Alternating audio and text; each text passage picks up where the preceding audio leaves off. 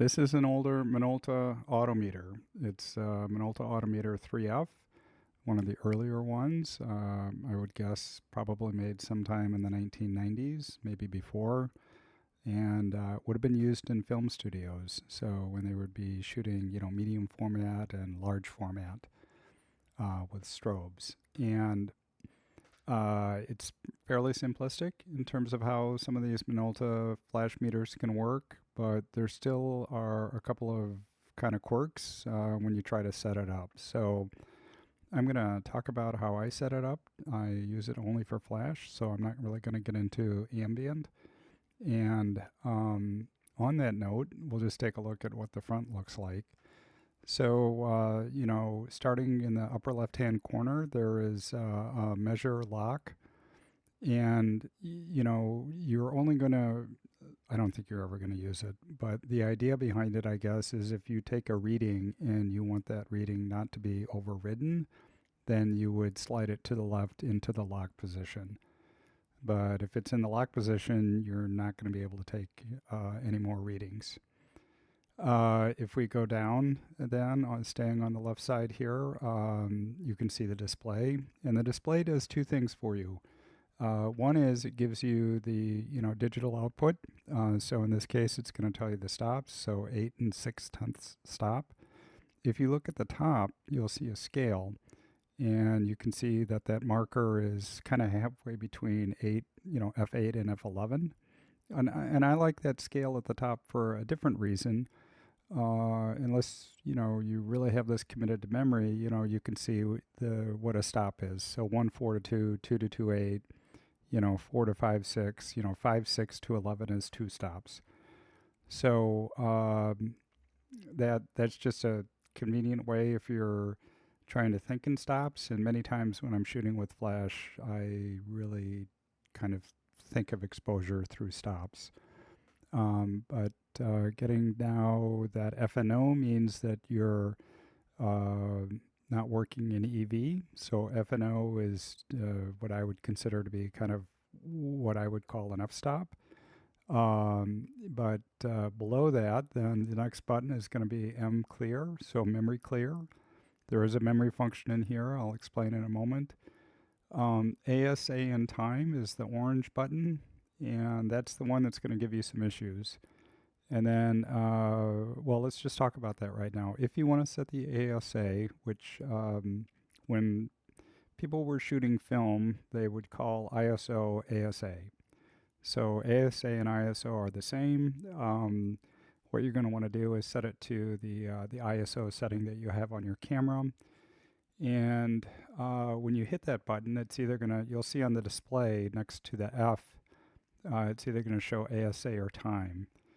And the way that you set that is not intuitive.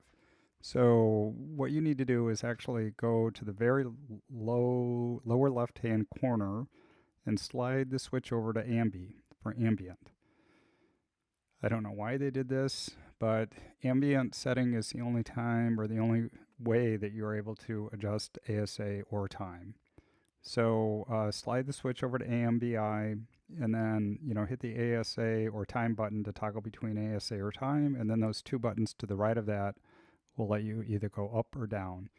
So my camera goes to 50, so this meter will read below 100, which is kind of nice, and it goes pretty high. I don't know, maybe up to a 1600. I'm not really sure what the upper limit is. But when you want to take a reading for flash, what you need to do is slide that ambient over to flash, and it's either 60 or 250. And the 60 or 250 are going to kind of correspond to what your flash sync speed is, or where you've set the time on your camera. And I don't really think it matters whether it's in 60 or 250, but I just set it at 60. The recall button is going to be used if you have things in memory. I don't really use the FNO or EV. When I go into the flash mode for the ambi or flash, I think it automatically defaults to FNO. And then finally at the bottom is a button and that with an M on it, and that's if you want to store something in memory. So you can take two exposures and store the first one in memory, and then if you want, you can use in the very top and on the right is a button called average, and it will show you the average of those two exposures if you're so inclined. And then there is no corded input here. There is no PC cord. You see those a lot of times on older cameras and on sometimes older flash meters. So um, there is no way to connect a cord directly to your strobe or to your monoblock into this meter, um, which I never use those, so I don't miss that. But the way that you tell the meter that it's ready to receive a reading is that button that's on the right. You'll see it kind of to the right of the word average, and you just click that. It puts it into a ready mode. You fire your flash, and you take a look at the reading. So pretty straightforward. The light dome, you can adjust that, and by that what I mean is you can turn it to the left or to the right, and the back is fairly straightforward as well. It takes what looks like a weird battery, but it's an easy battery to find. It's called 4LR44. They're small. They last a long time. This meter has no on-off switch. So, think of it like the batteries that are in maybe a remote control that you have for a TV. Those things only get used when you're pushing the buttons. They only draw power when you're using it. The other thing that's kind of notable here is that there is a screw, if you will, a dial right above the battery. It's a blue box with a black circle, and it looks like a screw. And then it's got little white notches around that, and that allows you to set the sensitivity. I think of it this way: as setting the sensitivity of the sensor. And so, why would you fool with that? Well, when this meter was designed, I'm going to go out on a limb here, but it may be different film companies had slightly different ratings for their film. So maybe Kodak ASA 50 was different than Ilford ASA 50, or maybe 4x5 film at ASA 50 was different than 35 millimeter at ASA 50. And so if you're in a studio and it's expensive to kind of shoot film and process it, you may spend some time dialing in the meter to your film stock. And you can still do that with digital cameras. So, you may find that a Canon camera ISO 100 is different than Nikon ISO 100, which is different maybe than Sony at ISO 100. And the way that I adjust it is kind of through taking some test shots, typically at f8.